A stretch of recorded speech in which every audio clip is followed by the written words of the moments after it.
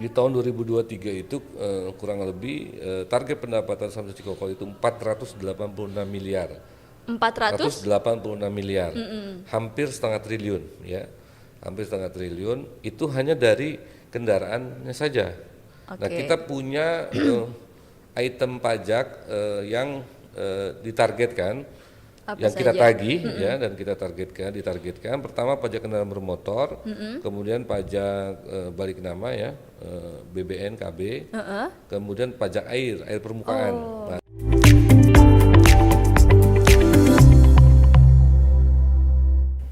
Oke, hari ini tidak seperti biasanya yang di studio.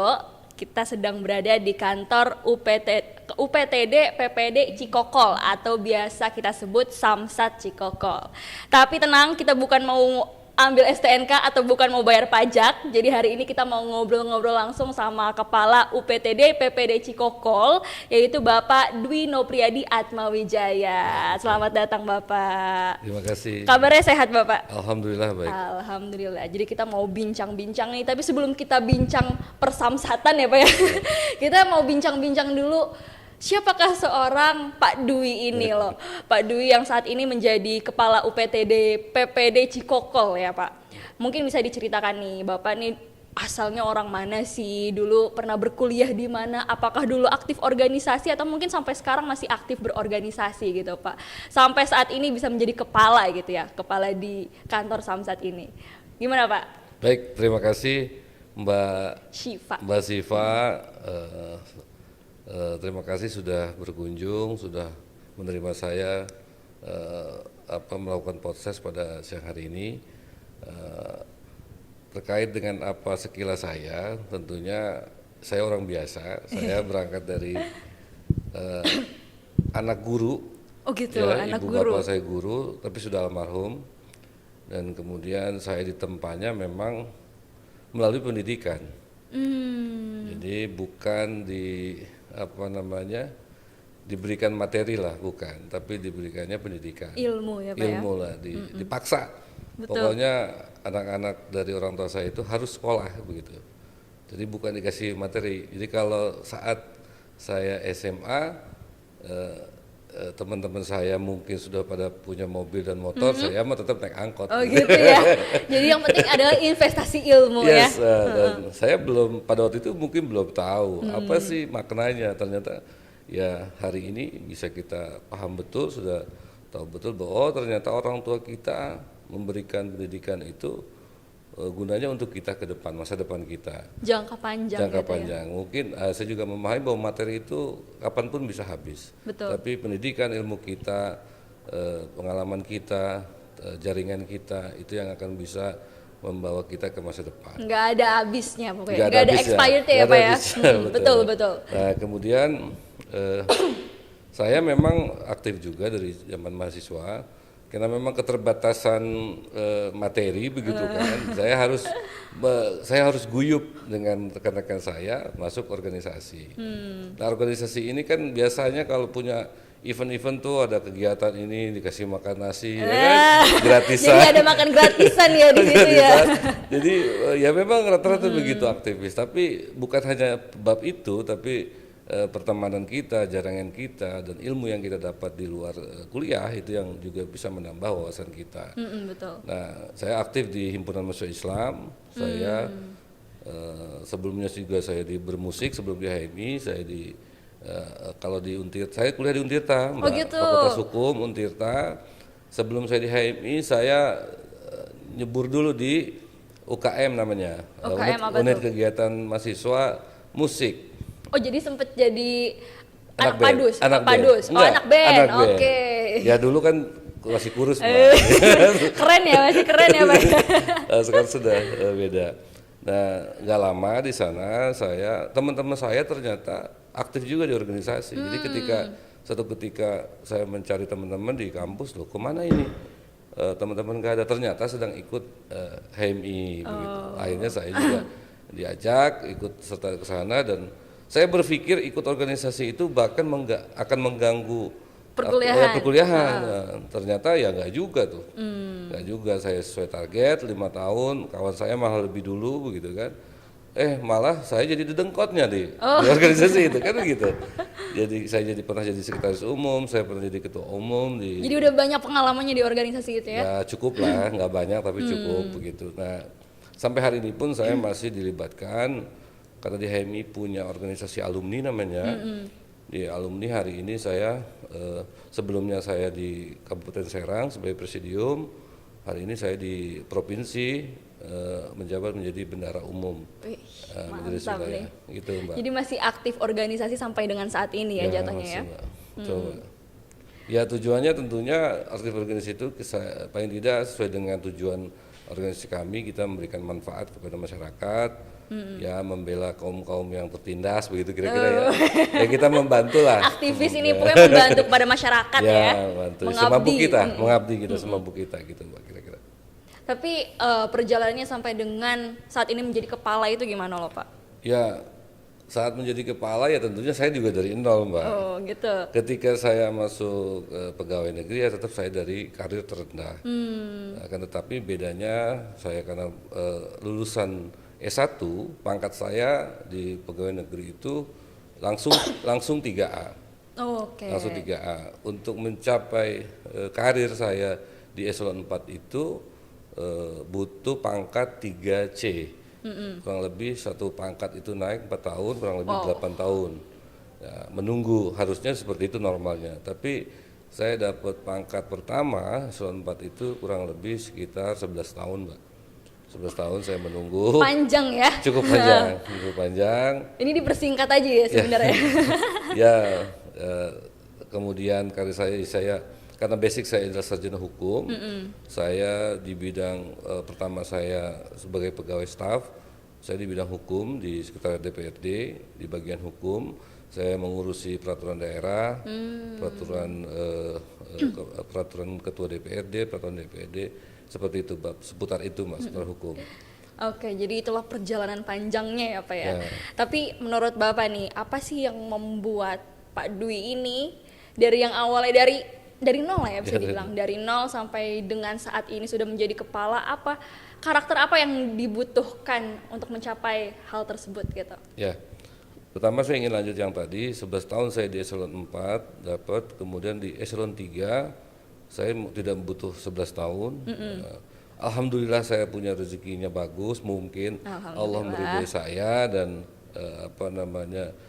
memantaskan diri saya. Di tahun 2023 saya dilantik menjadi eselon 3 di Samsat Cikokol sebagai kepala. Effort yang harus dilakukan ya memang kita, kalau saya begitu ya, secara pribadi effortnya ya versi Pak Dwi nih. Ya, upaya-upayanya tentunya kita harus ada sebagai insan manusia, ikhtiar-ikhtiar itu penting. Pasti. Berdoa itu pasti, izin orang tua, izin istri begitu kan, itu penting sehingga apapun tujuan kita insya Allah akan tercapai, Mbak. Nah, tidak ada treatment yang berlebih. Kalau saya akan memilih jalur bergaul. Oh, bergaul ya. Jalur Itu salah satu bergaul. kuncinya ya. Jadi networking ya. Networking, ya, karena memang saya hobinya bergaul dari semenjak mahasiswa. Saya punya kawan-kawan banyak, baik itu yang menjabat sebagai pejabat publik maupun tidak menjabat publik ya. Kita bergaul saja sehingga akses informasi apapun yang menunjang karir kita, menunjang penghidupan kita, insya Allah kita bisa dapat dengan cara bergaul. Networking tadi. Networking yang normal-normal saja, tanpa ada hal-hal yang berlebih, kira-kira begitu. Tapi justru karena membangun silaturahmi juga ya, itu bisa dibilang kayak gitu, jadi rezeki itu ada aja ya datang ya Pak ya. Oke, nah itu dia nih, kita cerita singkat dari Pak Dwi bagaimana beliau meniti karirnya dari nol sampai dengan saat ini nih menjadi kepala Samsat ya Pak ya. Gitu. Oke nih, kita ngomong-ngomong mengenai Samsat ya Pak ya. Tepatnya sekarang di wilayah Cikokol kan ini kita. Di Cikokol ini gimana sih Pak kondisi wilayah Cikokol ini? Ya. Di Cikokol ini khusus ini wilayah Cikokol ini masuk adalah wilayah Kota Tangerang. Samsat di Kota Tangerang itu terbagi dua, ada Samsat Ciledug dan ada Samsat Cikokol. Samsat Cikokol itu dibagi 8 kecamatan. Jadi Samsat Cikokol itu membawahi 8 kecamatan yang ada di Cikokol. Di antaranya Kecamatan Tangerang, Kecamatan Batu Ceper, Kecamatan Benda, Kecamatan Karawaci, Kecamatan Priuk, Kecamatan Ayo, apa satu lagi nih? Cibodasari. Cibodasari, Ya, oke. dan satu lagi apa ya, saya lupa. Ya, intinya itu membawa itu 8 kecamatan itu, kita juga punya 8 gerai juga.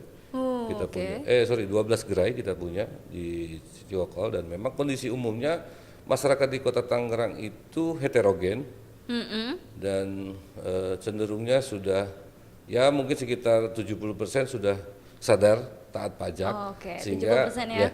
kurang lebih sekitar 60-70% sudah sadar pajak, wajib pajak itu, sehingga kita butuh effortnya, sisanya dari persentase itu kita untuk mengedukasi, mensosialisasikan manfaat-manfaat dari Pajak itu Ya. sendiri ya. Jadi kondisi umumnya, alhamdulillah saya ditopang dengan masyarakat Kota Tangerang yang memang secara heterogen, dia paham, akses informasinya cepat, dia melek informasi, sehingga ketika kita mensosialisasikan melalui medsos, ya, melalui IG, melalui TikTok dan sebagainya, teman-teman Masyarakat warga-warga ini, ya. warga-warga Kota Tangerang ini mudah untuk mengakses itu, sehingga apal betul. Oh, ini pajak di sini adanya, kita bayar pajaknya di sini. Oh, pajak ini di sini, gitu Mbak, kira-kira. Jadi kesadaran mereka sudah cukup lah ya. Betul, untuk walaupun di kami Tangerang perlu ini. walaupun kami perlu mengedukasi, mensosialisasikan lagi, bukan hanya pada masyarakatnya, bukan warganya, tapi kita juga perusahaan-perusahaan. Karena sini juga banyak perusahaan Banyak ya. yang memang perlu kita berikan sosialisasi dan edukasi. Problem dari Samsat Cikokol sih sebenarnya bukan sadaran pajak ya, taat pajak, tapi lebih cenderung bagaimana karena masyarakat kota sudah banyak tahu informasi, iya. banyak tahu teknologi. Kami sangat hati-hati untuk bisa verifikasi teman-teman yang melakukan penyimpangan-penyimpangan di wilayah pajak itu. Itu aja PR-PR kami yang akan kita ambil persiapkan. Oke. Gitu. Tapi ada masalah lagi gak tuh selain tadi Enggak sih. Ya. kendala-kendalanya? Ya, kendala-kendalanya sih nggak begitu banyak terkait itu ya. Cuma tadi wilayahnya banyaknya di perusahaan. Karena tunggakan juga seiring sejalan warga atau wajib pajaknya di Kota Tangerang cukup banyak.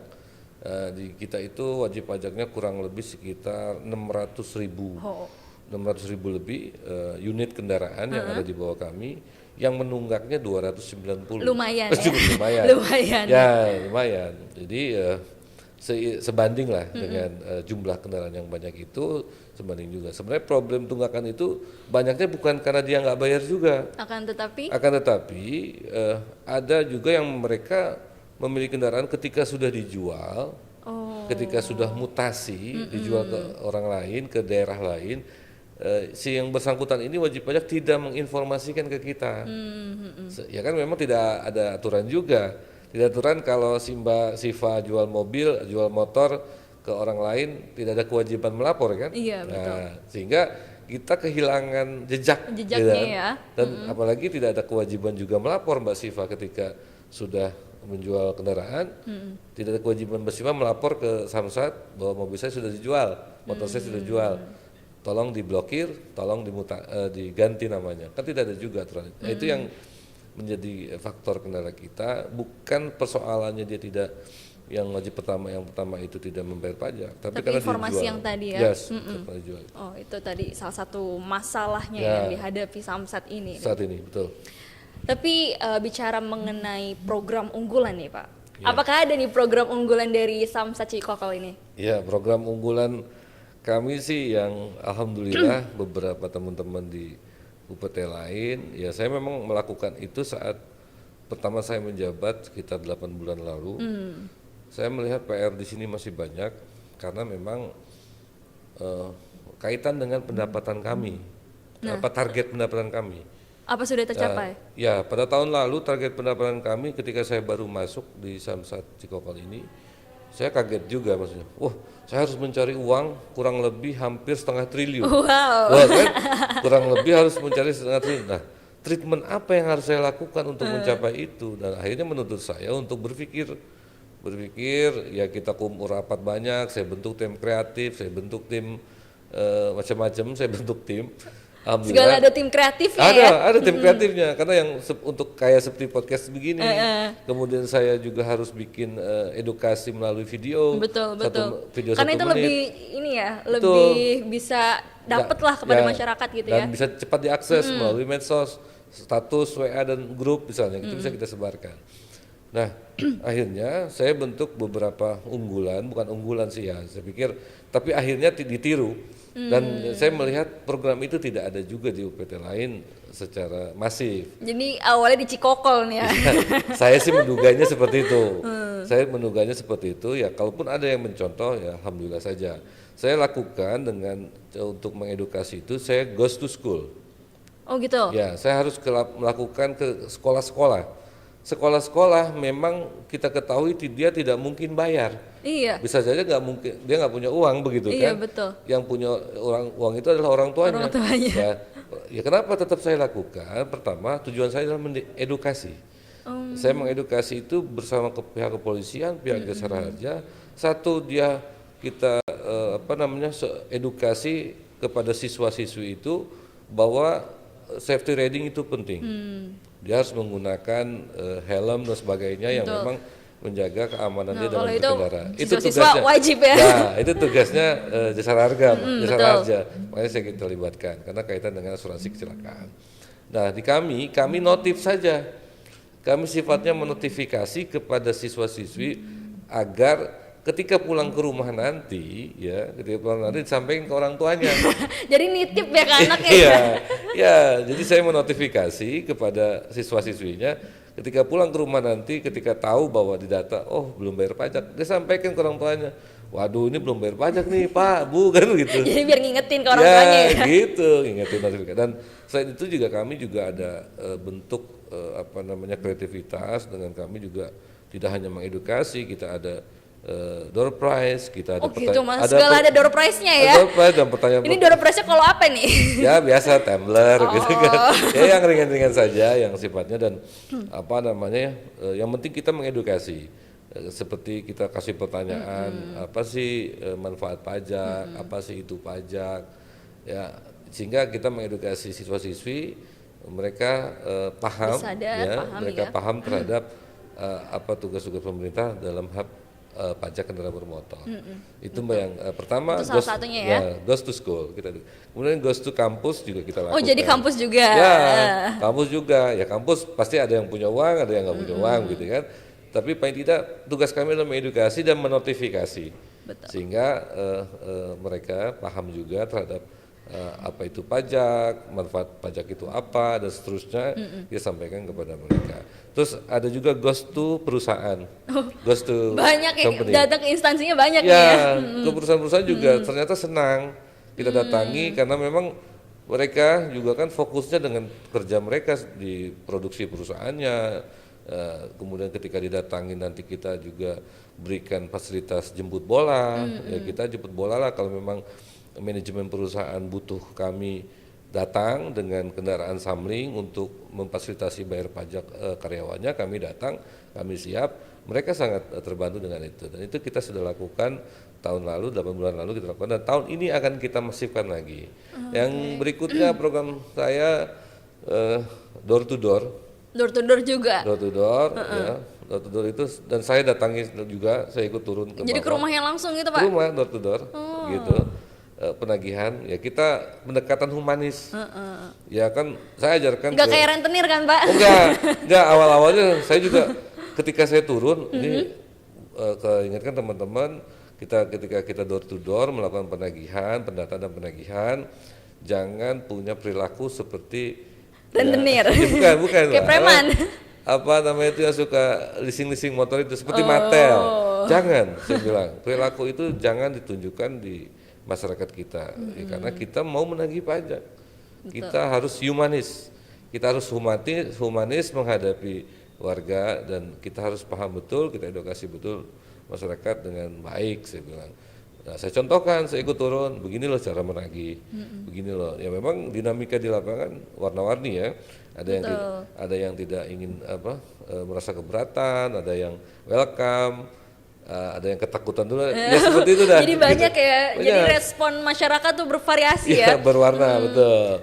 Jadi tapi program itu tidak lain untuk kita sebenarnya lebih dekat dengan masyarakat, menjelaskan lebih dekat kepada masyarakat bahwa kami itu bukan hanya sebatas menagih uang saja untuk bayar pajak, tapi kita juga ingin menginformasikan loh.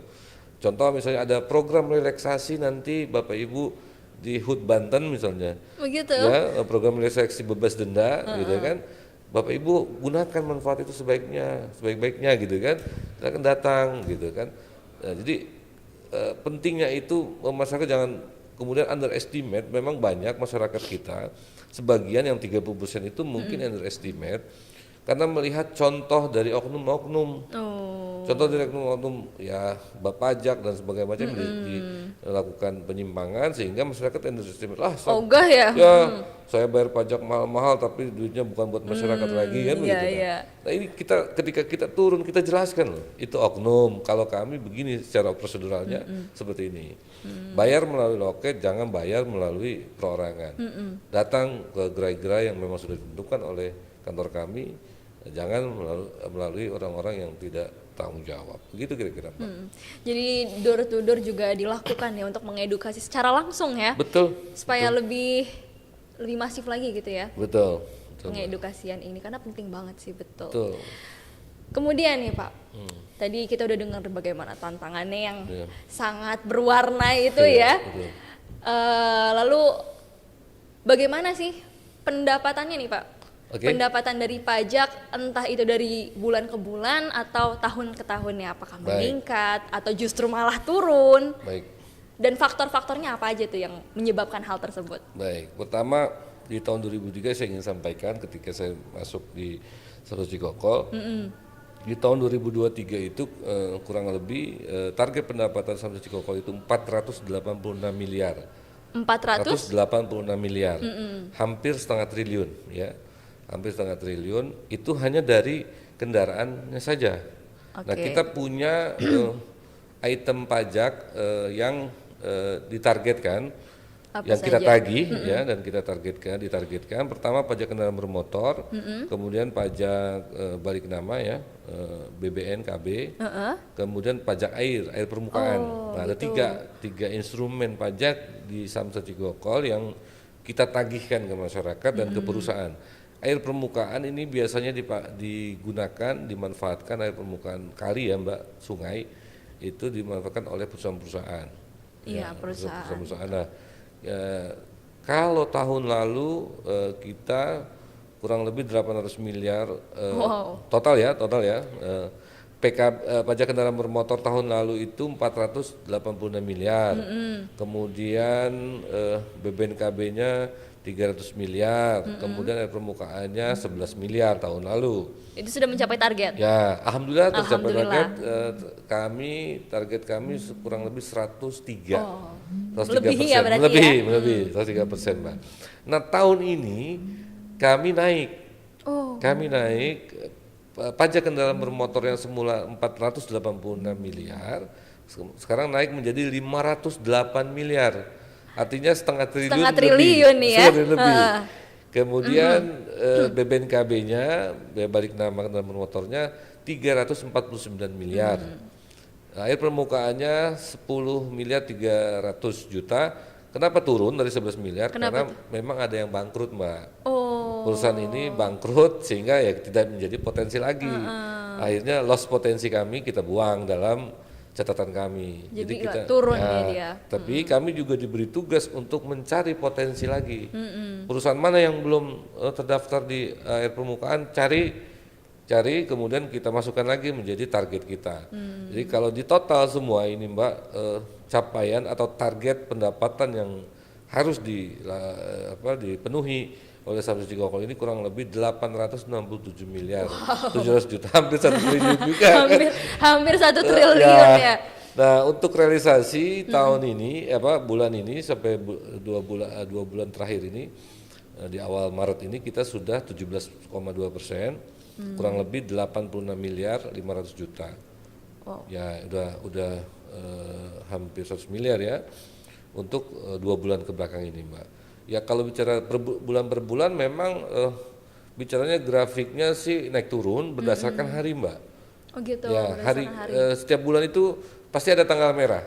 Iya. Ya. Tanggal merah bukan hanya minggu ya, tapi tanggal merah hari kerja itu ada yang tanggal ini merah. Ya, itu kita sangat berpengaruh juga dengan pendapatan. Oh, kenapa tuh? Ya karena kita tutup, ya karena kita tanggal merah tutup, tidak ada proses transaksi. Iya, betul. Nah, kemudian kita juga di Samsat Cikokol itu tidak mengenal hari Sabtu libur. Oh gitu, jadi selalu bekerja. Sabtu itu kerja, Mbak. Pemasukan ya, Setengah Pak ya? hari. Iya. Ya, kita pelayanan maksimal ya, sehingga masyarakat yang juga hari liburnya hanya Sabtu, kita kasih kesempatan bisa ya, kita kasih kesempatan untuk bisa untuk membayar pajak. Walaupun kita juga punya program di Bapenda secara umum punya program pembayaran melalui Samsat Digital ya, melalui Samsat Digital. Akan tetapi masyarakat juga masih banyak yang belum tersosialisasi dengan baik terkait dengan proses penggunaannya, proses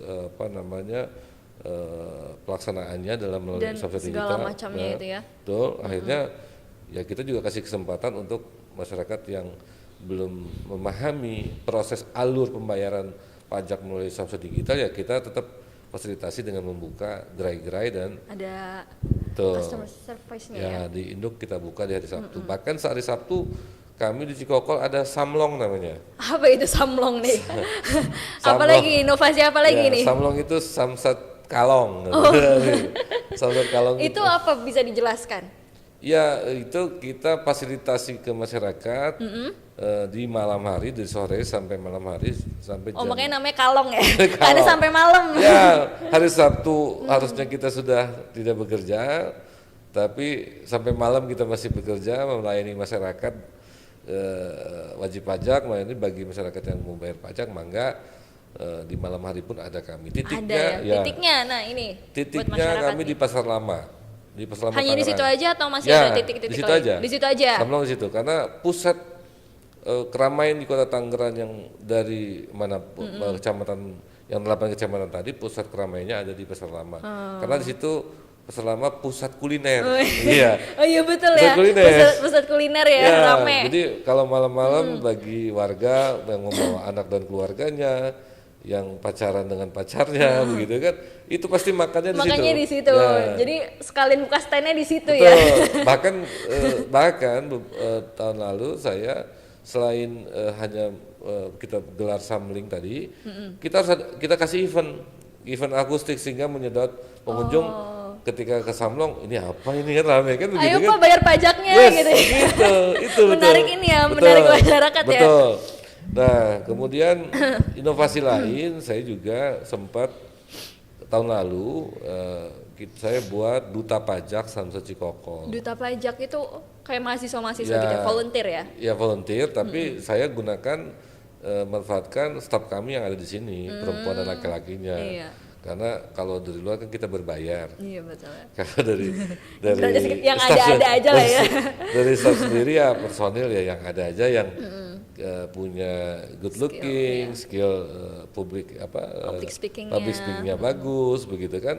Ya kemudian ya kita tunjuk dia untuk jadi duta pajak. Duta pajak. Kita tempatkan di mall Tang City ya untuk menyebarkan brosur-brosur.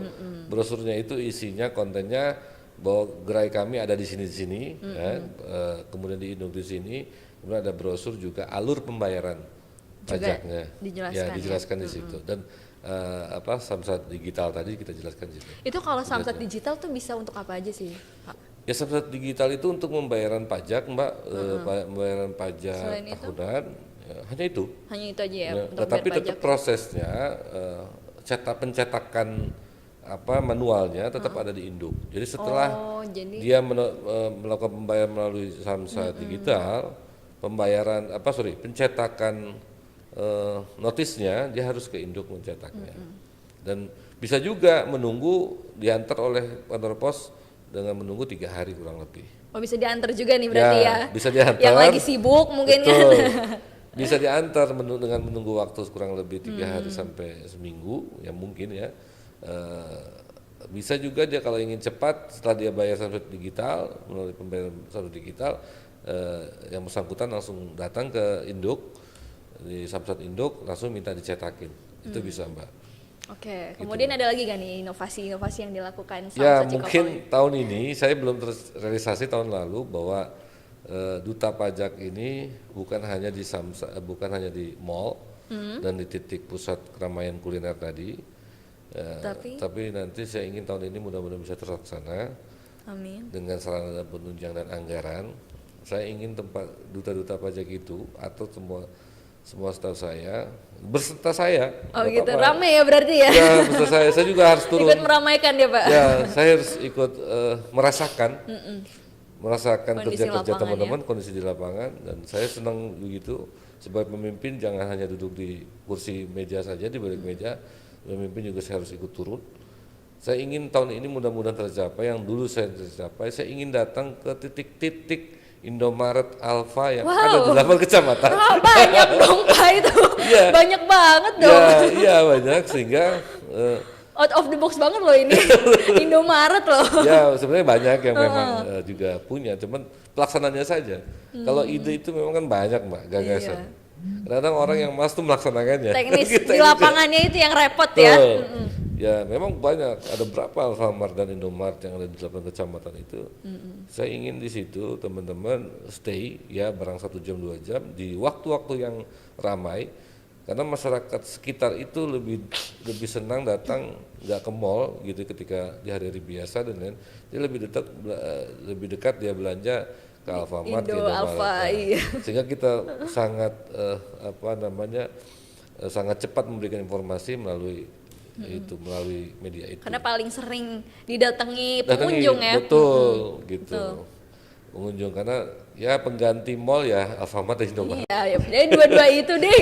Kalau nggak ada di Indo di Alfa. Ya gitu. Nah kita sambil kita mengedukasi sebentar, kita kasih brosur, kita notifikasi mereka wajib pajak agar segera membayar pajak. Kan pasti ada yang bawa mobil, ada yang bawa motor, Betul. gitu. Ya ketika lebih meriahnya lagi kita akan berikan treatmentnya dengan door prize misalnya. Oh iya, ada door prize juga. Boleh cek dong Bapak Ibu udah bayar pajak belum? Ya nilai kami kan, oh boleh, lihat STNK-nya, wah udah bayar Ibu. Pak, sebagai bentuk apresiasi kami atau pajak kita akan berikan Tupperware. Tupperware, tumbler dan sebagainya. Bagi yang belum ya wayahnya harus segera bayar pajak. Ini notisnya kita tahan dulu kan gitu. Banyak kan treatmentnya Mbak. Nah itu mudah-mudahan tahun ini bisa kita lakukan. Amin. Dan teman-teman dan penunjangnya juga kita mudah-mudahan bisa dimudahkan. Amin ya. Nah ini terkait sarana prasarana Ya. dan juga SDM, bagaimana nih kondisinya Ya. di Cikokol?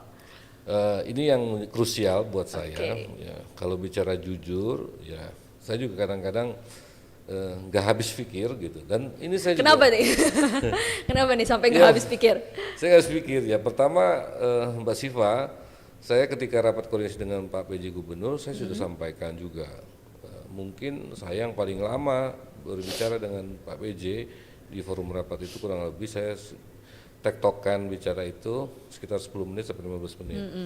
Dibanding teman-teman yang lain hanya mungkin 5 menit, 7 menit. Kenapa? Saya ingin juga mencurahkan apa yang menjadi kendala kami dalam bekerja, apa yang tantangan kami dalam bekerja sehingga Pak Gubernur support kami. Salah satunya personil. Oke, personil. Ya, personil. Dengan 3 instrumen pendapatan yang harus ditarget oleh pemerintah Provinsi Banten, personil kami itu dirasa kurang. Memangnya ada berapa sekarang? Di hari ini di Cikokol ini kurang lebih 74 itu bersama dengan security. 74 bersama security. Ya kan kalau Idealnya? idealnya itu ya mungkin lebih dari 100 karena begini Mbak, kalau bicara pelayanan ya yang melayani masyarakat di dalam loket-loket ya passion dia di situ. Ya. Kan setiap orang punya passion Betul, ya kan. betul. Ya, kemudian ada juga harapan saya begitu ya. Harapan saya sih ketika nanti ada yang terjun ke penagihan, dia punya tim penagihan khusus. Fokus dia di situ. Kita kasih pelatihan, kita kasih pembinaan, bintek begitu ya. Sehingga tugas dia adalah melakukan pendataan. Jadi ketika turun ke lapangan ya dia betul-betul dicetaknya, dibuatnya untuk itu. Jadi sudah passion di situ ya? Ya sudah tugasnya di situ. Kemudian penagihan yang tadi public speaking-nya bagus, yang attitude-nya bagus dan sebagainya itu sudah dibentuk dulu sehingga ketika ke masyarakat ya ketika menghadapi yang lagi pusing, menghadapi yang attitude-nya bagus, public speaking-nya bagus kan yang tadinya pusing jadi senang kan begitu kan Pak. Nah ini kita butuh seperti itu karena kita ini bekerja melayani masyarakat dan pelayanan dalam hal ini dan kita melakukan penagihan pembayaran pajak kan. Kalau kita tidak pintar-pintar merayu masyarakat ya kan, wah masih banyak yang prioritas nggak mesti pajak aja kan begitu. Saya juga belum bayaran anak, saya belum juga bayar kan. Iya. Repot nih. Iya, dan butuh skill yang cukup untuk bisa meyakinkan masyarakat bahwa pajak juga bagian dari prioritas dia yang harus dibayarkan. Iya. Gitu. Nah, ini kan penting untuk ada skill-skill itu. Artinya tapi memangnya selama ini tupoksi mereka masih campur-campuran kah Pak? ya campur-campuran sih enggak, tetapi masih ada yang merangkap ya? Ya merangkap jadi nggak fokus. Nggak fokus dan tidak maksimal juga. Okay, itu lanjut. satu terkait dengan personil. Ya saya mendengar sih akan ada juga Pak Gubernur menyampaikan saya dapat informasi dari pusat. Kalau Pak Gubernur pada waktu itu saya sampaikan manfaatkan yang ada dulu, personil yang ada semaksimal mungkin. Kami masih memikirkan ke depan seperti apa polanya untuk penambahan. Ya, kedua terkait sarananya. Sarana penunjang yang saya nggak habis pikir tadi Mbak. Kenapa nih? Ya kita ini kan lembaga atau instansi yang menarik uang, mencari uang, menagih uang pajak di masyarakat. Betul. Ya, sampai kurang lebih kita cari kita sampai tagih setengah triliun lah. ya kalau di kami setengah triliun, kalau total sebanten ini kan 10 triliunan ya kan 10 triliunan. Nah kemudian kalau sarana penunjangnya tidak memadai, kalau sarana penunjangnya tidak disupport secara maksimal juga, ya saya pikir nggak ketemu ruang lingkup kerja yang baik gitu. Kenapa saya bilang begitu? Karena kita ini pemerintah itu adalah berbasis anggaran. Ya, kalau pemerintah bekerja berbasis anggaran, kalau yang tidak berbasis anggaran namanya relawan. Ya kan, volunteer kan begitu. Ya, pokoknya Anda bekerja berdasarkan passion Anda dan kesukaan Anda terhadap figur, kesukaan Anda terhadap sebuah tujuan, akhirnya dia rela tidak dibayar. Volunteer kan begitu. Tapi ketika orang bekerja di pemerintahan kan pasti semua ingin dapat salary, dapat honor, dapat apresiasi, dapat reward, begitu kan? Okay. Nah, tentunya berbasisnya apa? Anggaran. Lah kalau kemudian bekerja tidak ada anggaran, ya namanya relawan, kan begitu.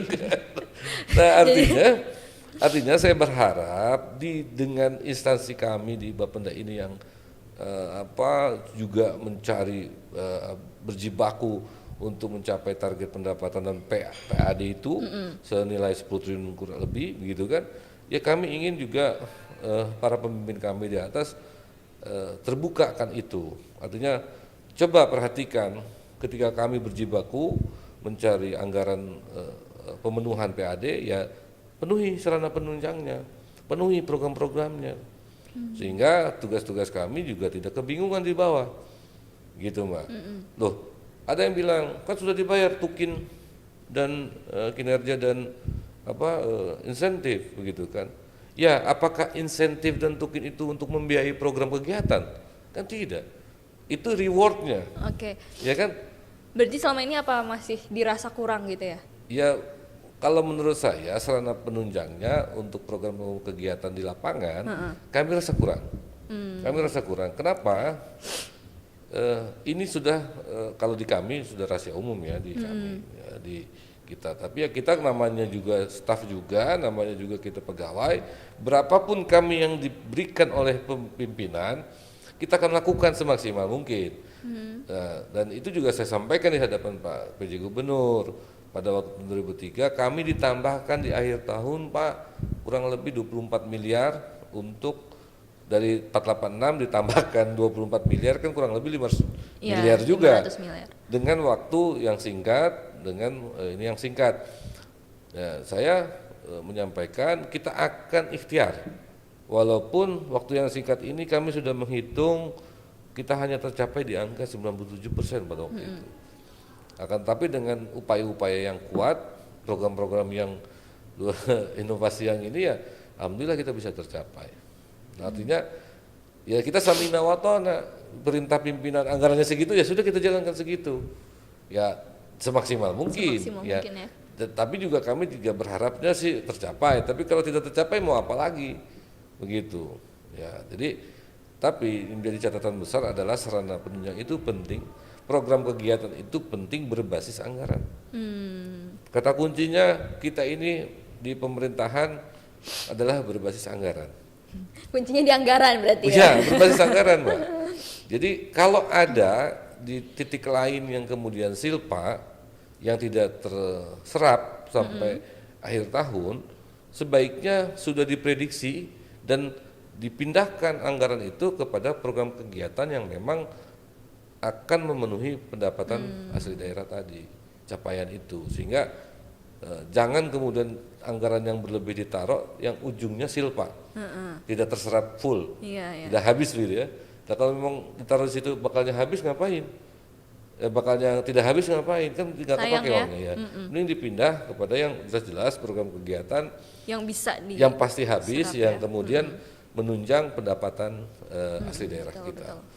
Itu Mbak yang saya pikir poinnya sarana penunjang yang tadi saya bilang nggak habis pikir itu, ya saya pikir saatnya di bawah kepemimpinan Pak Denny, PLT, Pak Denny Hermawan, mudah-mudahan ke depan Bapenda akan memberikan dampak yang baik dan positif, memberikan terobosan yang luar biasa. Tapi saya yakin di bawah kepemimpinan beliau, insya Allah Bapenda akan lebih dari yang sebelumnya. Dan kita bukan cengeng, kita bukan juga selalu mengeluh, akan tetapi suara-suara ini harus akan kita sampaikan sehingga teman-teman jangan hanya melihat atau publik hanya melihat bahwa kami bekerja itu wah udah enak ya.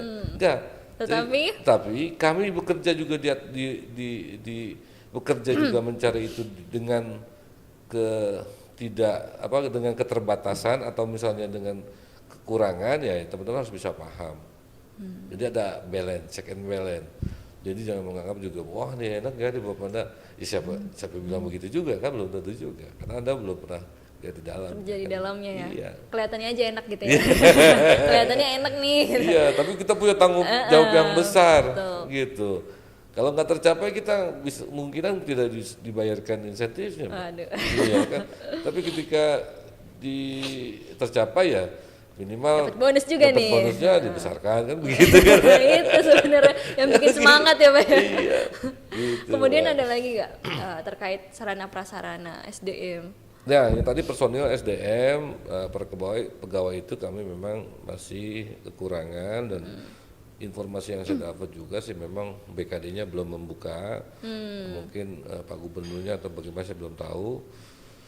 Dan terkait sarana baik itu komputerisasi, alat perangkat penunjangnya komputer, laptop, kemudian yang lain-lain ya, yaitu kendaraan dinas ya, seperti mobil-mobil Samling yang sudah tua itu ya memang harus sudah dilakukan peremajaan.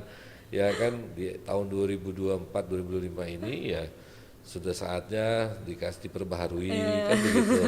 Ini sarana penunjang untuk pencarian, jangan sampai ada Samling di Cikokol bocor. Aduh. Ya mobilnya bocor kan kasihan nanti mengganggu. Kasihan ya. Ya jadi ini penting untuk menjadi catatan para pemimpin kami di atas sehingga biar tahu begitu kan. Nah kemudian tadi sarana anggaran program kegiatan yang harus tepat dan terukur ya, sehingga kita dalam bekerja mencari anggaran pendapatan daerah itu biar lebih maksimal lagi, optimal dan maksimal lagi gitu Mbak. Itu sih yang saya mencatat. Kalau hal-hal yang kendala, tunggakan dan yang lain ya berproses berproses saja. Itu PR-nya Samsat Cikokol. Betul. Oke deh kalau gitu Pak Dwi ya. Ya. Karena kita sudah di penghujung waktu, usai sudah nih kita berbincang-bincang mulai dari profil sampai dengan persamsatan di Cikokol ini ya. Oke, sebelumnya terima kasih kepada Pak Sama-sama, Dwi yang Mbak Siva. sudah meluangkan waktunya. Mungkin sebelum kita closing, kita tutup, Pak Dwi bisa kasih closing statement dulu nih kepada masyarakat.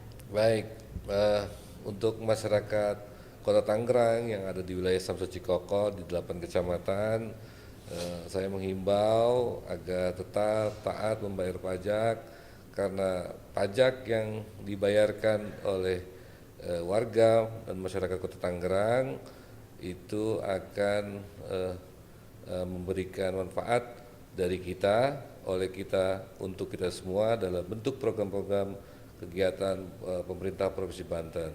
Terima kasih atas perhatiannya. Saya ucapkan Assalamualaikum warahmatullahi wabarakatuh. Waalaikumsalam warahmatullahi wabarakatuh. Terima kasih banyak Pak Dwi atas waktunya dan sharing-sharing ilmunya ya.